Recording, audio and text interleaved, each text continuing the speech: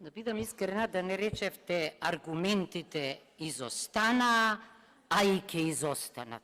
Неверојатно. Питија.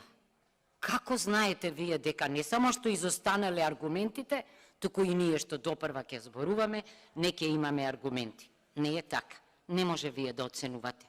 Велите, немаме квалитетно одлучување во ова собрание. Да, вие ги носите одлуките и затоа не се квалитетни. И ве уверувам, како и целата правна фела, дека катастрофална грешка направивте споменувајќи го законот за работни односи. Обете знаеме дека секој правник знае дека не може лекс специјалис да упатува на лекс генералис, ниту може лекс генералис да решава прашање од лекс специјалис. Немојте, ве молам. Тоа е второто. Третото, вие кога зборувате, човек добива впечаток дека интерпелацијата е опасна работа. Напротив, тамо каде што има пратенички прашања, по 24.000 во годината, по 12.000, а кај нас, замислете, дури 200.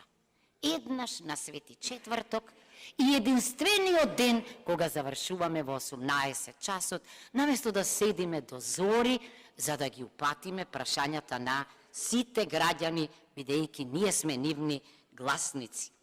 Значи, нас не интересира владењето на правото, а не како што вие велите, и мислам дека не смеете на ваков начин да заклучувате. А што се однесува до тегнењето на микрофоните, сликите 1000 зборови има. Никој не тегнеше микрофон.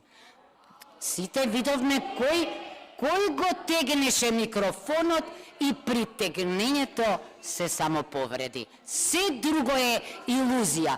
Како што и приказната за вашето деколте, бидејќи до вратот носевте блуза.